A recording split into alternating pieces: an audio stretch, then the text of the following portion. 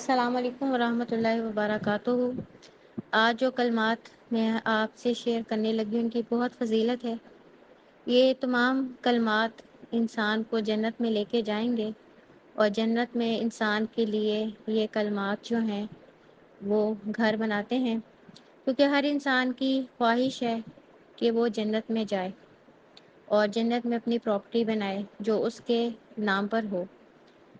تو پہلے نمبر پہ ہم پڑھیں گے جنت میں گھر بنانے والی صورت۔ احمد کی حدیث سے حضرت معاذ بن انس رضی اللہ تعالیٰ عنہ بیان کرتے ہیں کہ آپ صلی اللہ علیہ وآلہ وسلم نے فرمایا، جس نے 10 بار سورۃ اخلاص پڑھی اللہ تعالیٰ کی طرف سے اس کے لیے جنت میں ایک محل بنا دیا جاتا ہے۔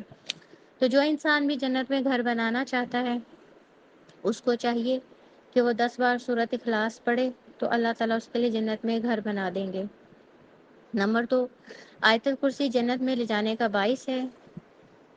حدیث میں آتا ہے، حضرت ابو امامہ بیان کرتے ہیں کہ آپ صلی اللہ علیہ وآلہ وسلم نے فرمایا، جو شخص ہر فرض نماز کے بعد آیت الکرسی پڑھتا ہے اسے جنت میں جانے سے موت کے سوا کوئی چیز نہیں روکتی، یعنی کہ جیسے انسان مرے گا تو ایسا انسان جنت میں چلا جائے گا۔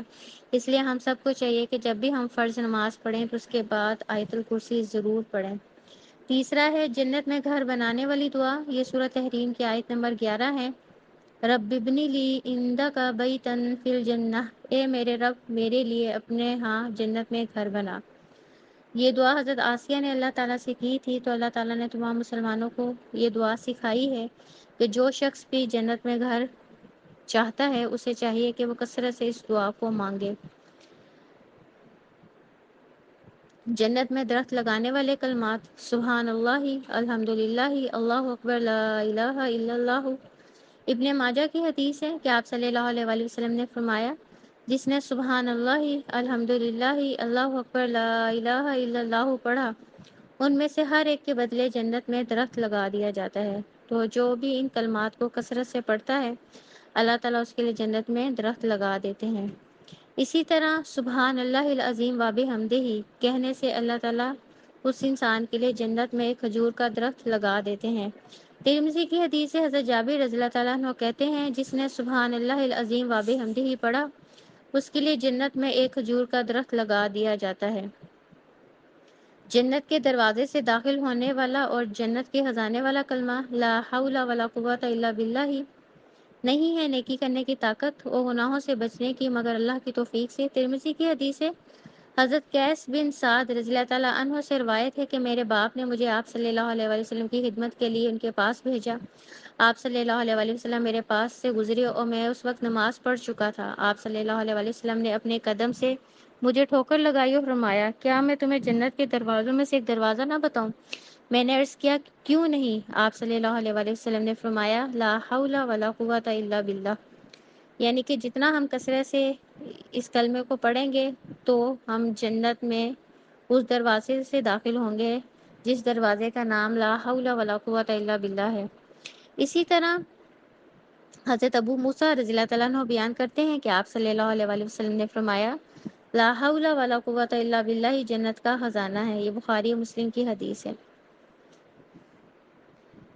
جنت مانگنے والی دعا، اللہم انی اسألک الجنۃ الفردوس و اعوذ بک من النار، یہ ابن ماجہ کی حدیث ہے۔ حضرت انس بن مالک رضی اللہ تعالیٰ عنہ بیان کرتے ہیں کہ آپ صلی اللہ علیہ وآلہ وسلم نے فرمایا، جو شخص 3 مرتبہ اللہ سے جنت کا سوال کرتا ہے تو جنت کہتی ہے اللہ اس کو جنت میں داخل کر دے، اور جو شخص 3 مرتبہ جہنم سے پناہ مانگتا ہے تو جہنم کہتی ہے اے اللہ اس کو جہنم سے بچا لے۔ تو اس لیے اس دعا کو ہم نے ہر سیٹنگ میں 3 دفعہ پڑھنا ہے۔ اس دعا کو آپ یاد کریں، اپنی نماز میں شامل کریں۔ اس دعا کی برکت سے جنت بھی انسان کے لیے دعا کرے گی اور جہنم بھی انسان کے لیے دعا کرے گی کہ اللہ تعالیٰ اس انسان کو جہنم سے بچانا اور جنت میں داخل کرنا۔ اسی طرح جنت میں بیت الحمد بنانے والا کلمہ، الحمد للہ انا للہ و انا الیہ راجعون، ترمذی کی حدیث ہے۔ حضرت ابو موسیٰ اشعری رضی اللہ تعالیٰ عنہ بیان کرتے ہیں کہ آپ صلی اللہ علیہ وآلہ وسلم نے فرمایا، جب کسی آدمی کا بچہ فوت ہوتا ہے تو اللہ تعالیٰ فرشتوں سے پوچھتا ہے، جب تم نے میرے بندے کے بچے کی روح قبض کی تو میرے بندے نے کیا کہا؟ فرشتے جواب دیتے ہیں، اس نے الحمدللہ کہا اور انا للہ و انا الیہ راجعون پڑھا تھا۔ تو اللہ تعالیٰ فرماتا ہے میرے بندے کے لیے جنت میں ایک گھر بنا دو، اس کا نام بیت الحمد رکھ دو۔